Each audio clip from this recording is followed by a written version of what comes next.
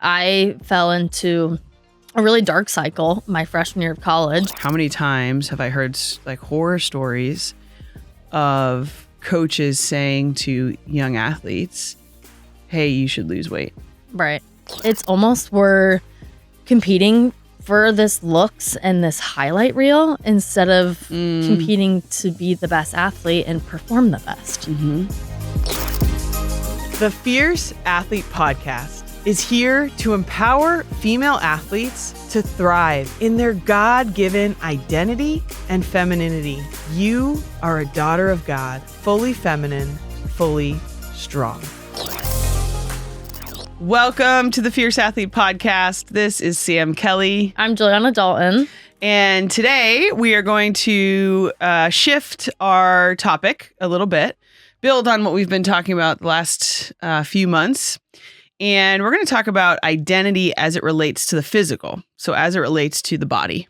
Yeah. And kind of how what we look like is, and how we perceive how we look like is really a huge part of that physical aspect of being an athlete. So yeah, absolutely. And, you know, we at Fierce, we're very much focused on living an integrated life. And what we mean by that is the integration of the physical, the mental, and the spiritual, and how God fits into all of that, if you will, and how we can use all of those areas of our lives to be the best athlete we can be, but also honor the Lord. And so we want to kind of start by talking about, our physical being, which sometimes we don't necessarily associate with faith, but God created the body. So it's an important place to start. Yeah. Created us in his image and likeness, but also it's a place where he dwells inside of us. Mm-hmm. Yeah. And it's interesting because every athlete listening can relate to this, because no matter what sport you play, what's the one constant? You use your body. Yeah. We all use your body. Yeah. In amazing ways. But I think can be a temptation to define ourselves solely or maybe in too big of a way by what we look like.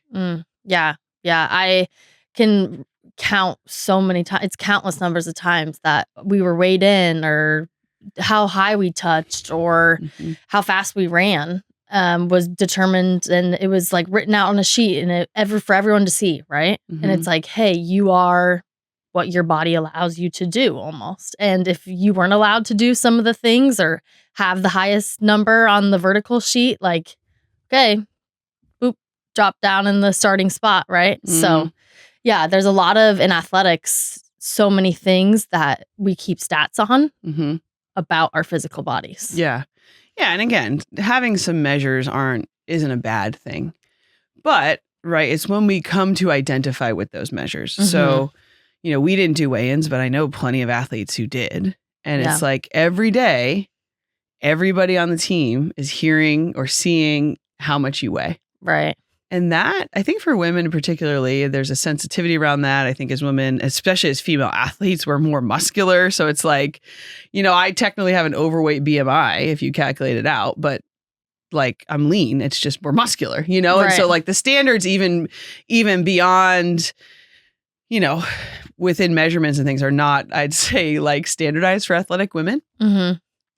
But there's a lot of, I think, pain and pressure and comparison that can come when we do feel reduced to a number. Or, my gosh, how many times have I heard like horror stories of coaches saying to young athletes, hey, you should lose weight. Right. And that, I think, creates a deep wound in the heart, deep insecurity. Yeah. You mentioned comparison, which is probably arguably the thief of joy. It is. And if we keep looking at, okay, who weighs the most or the less or whatever, depending on your sport, it's like we're just comparing to our teammates, to other athletes. It's really, it takes away our joy in just competing with what body we were given. Oh, for sure. And yeah, to your point of like the realizing the gift that we have in our bodies, right? When we're constantly looking at, what others do look like. So, you know, I'm a 6 foot tall soccer player. So I'm like, I was the tallest in my team by like 2-3 inches. Like I'm just abnormally large soccer player. I think the average soccer player is like 5'4", you know? Right. And so there was that temptation when we were weighing or just like, you know, in the locker room or, you know, lifting or running. Like I was definitely the fast, strong kid on the team, but I wasn't the kid that ever had the six pack. Right. You know, and there can be that temptation, and that's just genetically. Like I literally have no torso. Like I'm all leg. Like my hips and my ribs touch. Like I will probably never have a six pack because it's me and you both. I got too much stuff in there to fit. But right, it's like there is that temptation. Was that temptation to say, well, why don't I look like that, or why am I not leaner? And the problem with that, right, especially when we base our identity off of it, is one, I think we start feeling bad about ourselves. But two, I think then we can start manipulating things. Yeah. I fell into a really dark cycle my freshman year of college, being the tallest one on every single one of my teams. And I fell into this cycle of, well, I don't necessarily need to fuel anymore. I just need to feel for practice. That was it. I was like, if I fueled for practice, I could get through practice. That's it. And it became distorted and a little bit of a disordered eating. And it was hard to get out of that once I was in it because I had this sense of control over the things I could control when necessarily in athletics, you can't control a lot of things. Yeah. So I took that physical appearance and was like, I'm just going to control what I look like, what I eat and how I view myself. Yeah. Yeah. Yeah. And I mean, unfortunately, that's actually the majority of athletes. I think it's like 70, I don't know the exact percentage, but 70-something% of athletes have some level of disordered eating. College athletes, female athletes. Now, the number of like diagnosable serious conditions is lower. And we'll have a future podcast on this because I think it's something that we need to explore deeper. You know, whether it was about control or wanting to look a certain way or the comparison of like, well, I'm taller, so I have to be leaner or whatever, you know, it does lead to that manipulation. You know, and on the other side, you know, I think this has shifted because I think there's been a shift in the culture of like, well, strong is beautiful, right? Right. But I mean, I got to college and I started lifting, like really actually lifting for the first time. And I put on like 10 pounds of muscle, 15 pounds. Like I bulked, like I just naturally bulk. And I remember having a teammate being like, well, I just don't lift in the off season because that allows me to lean back down because it's like not feminine. Right. And so like for the first year, I kind of followed her. Like we'd lift in season and then off season, I'd try to like lean back down. But I'd actually get slower.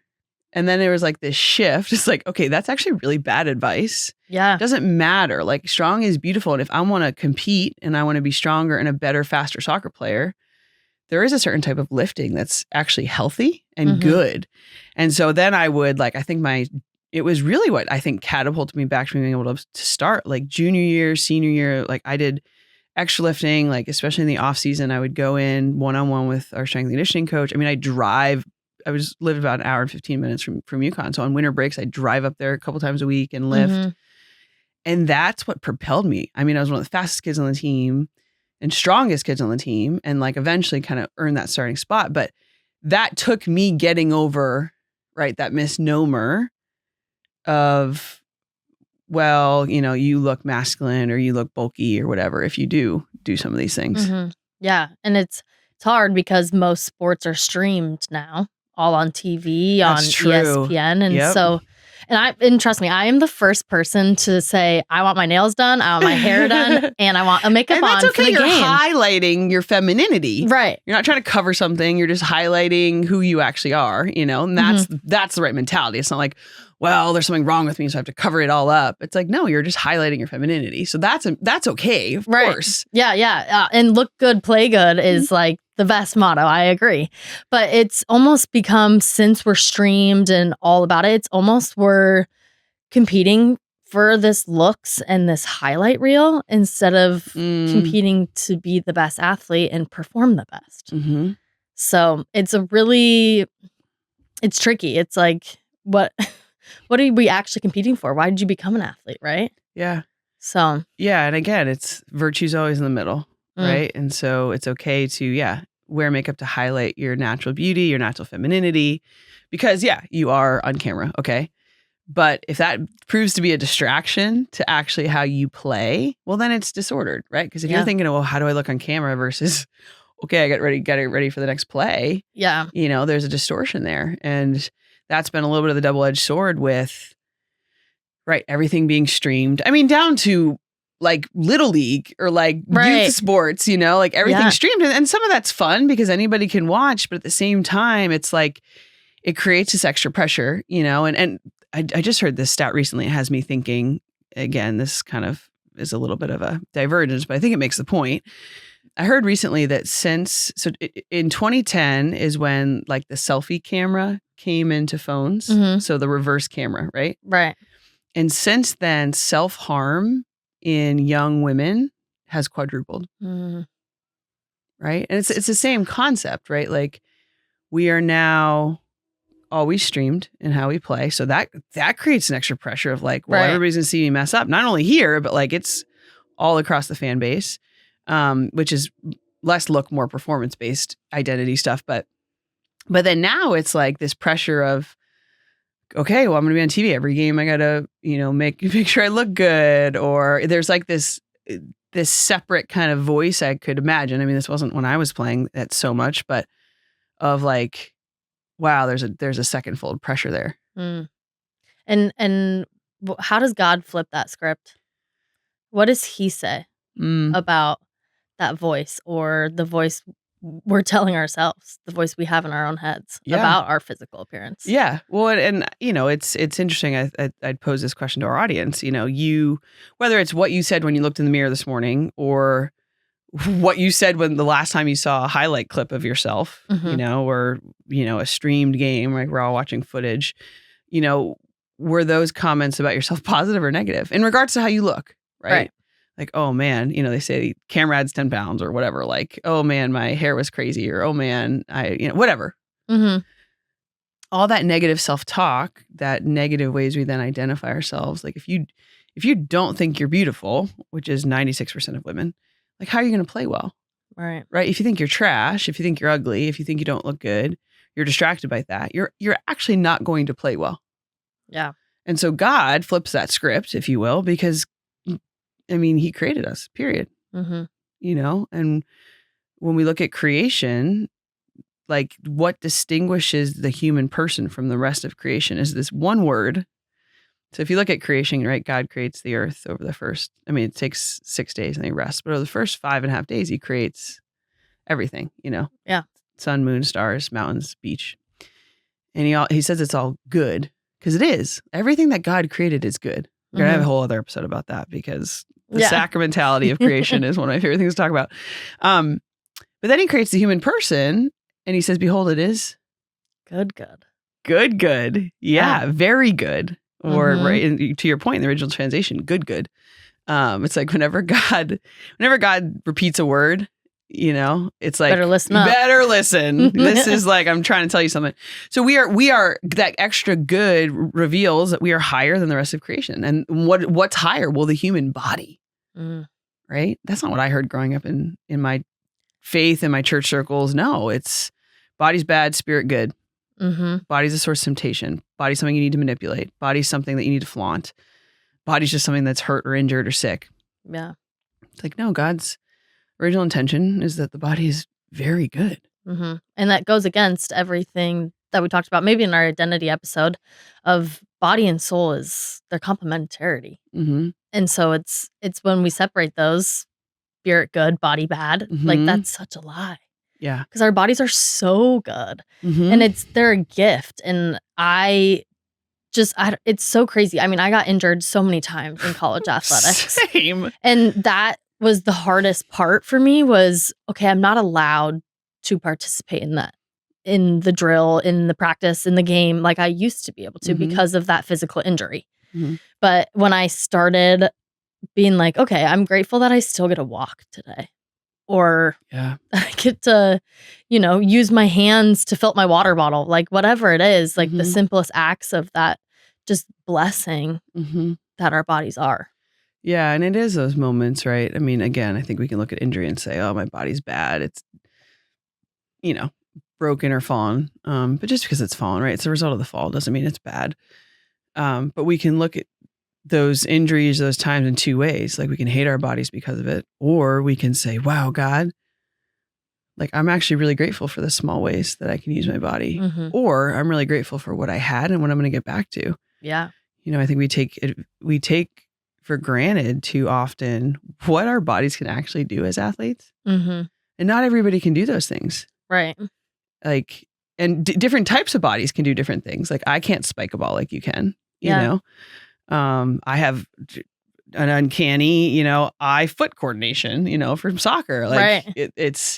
there's a blessing there. And that's the thing too, is, I think we have to realize, like, our bodies are a gift, but what our bodies can do is a gift as athletic women, whether that's I can swim really far, or I can jump really high, or I can control a ball.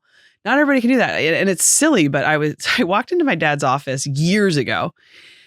He always works from home, and he's like had a crumpled up piece of paper in his hands. And he goes, I just realized something. I was like, what, Dad? And my dad played college soccer. Both my parents are very athletic.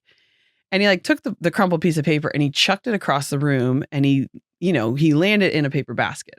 Mm-hmm. And he's like, I can do this. Like, I can just crumple up this piece of paper, and he did it again and shoot a basket. And he goes, there's people that literally just like can't do that. Like, they just don't have the hand-eye coordination to just be able to toss a ball or a crumpled up piece of paper across the room. Like, and it just kind of struck both of us as like, wow, like, look at this natural ability that we've been given. Yeah. And then you elevate that, and it's like, I'm sorry, I don't know why I said I'm sorry. It's amazing. I see God when I watch sports. Mm.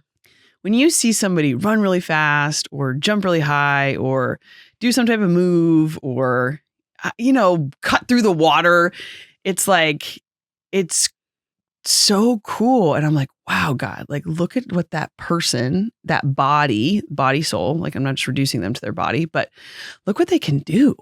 Yeah. That's because of you. It's amazing.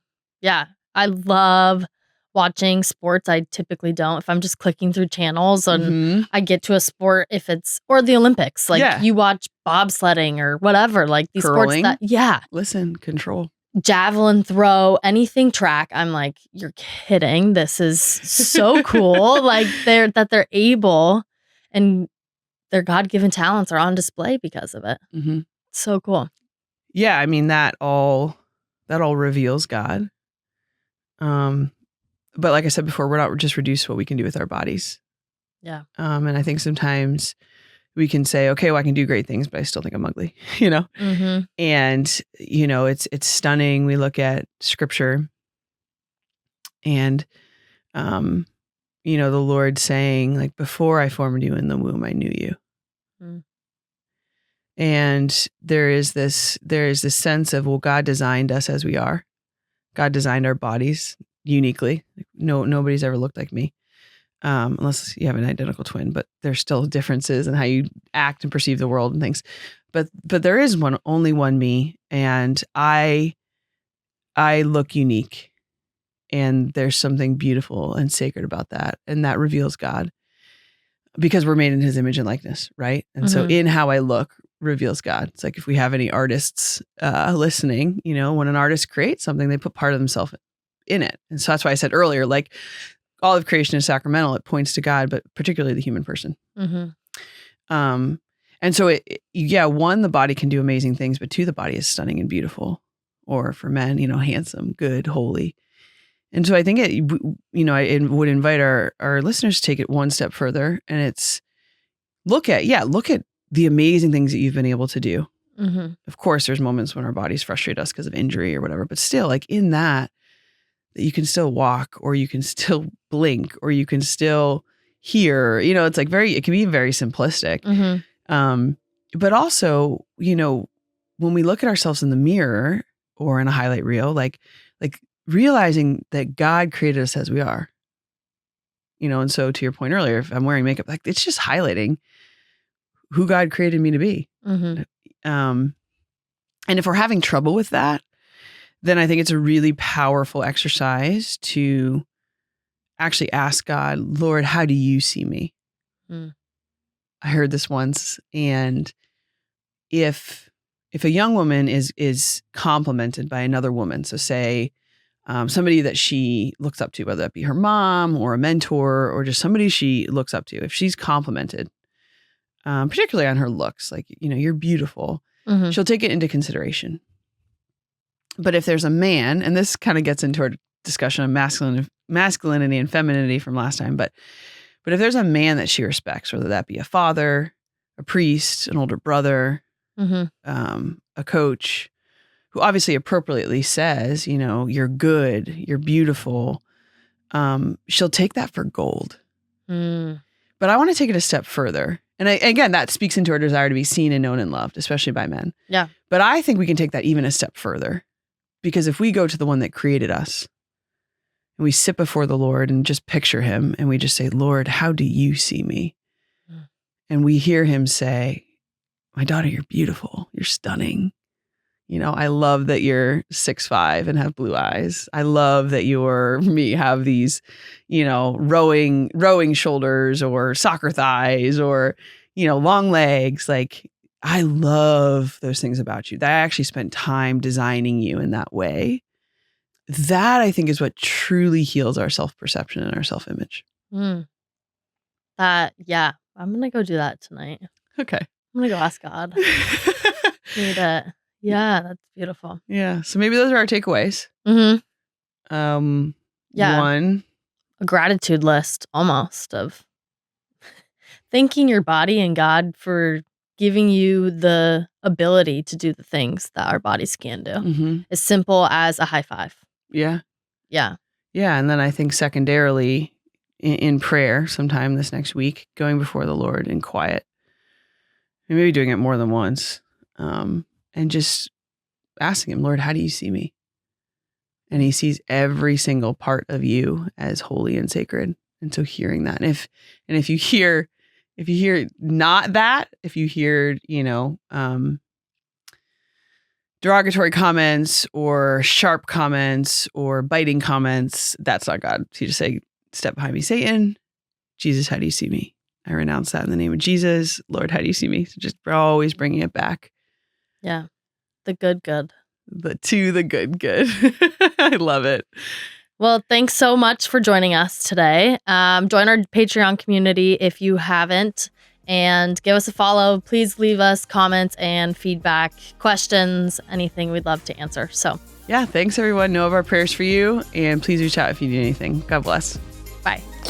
Thank you for joining us. And remember, be fierce.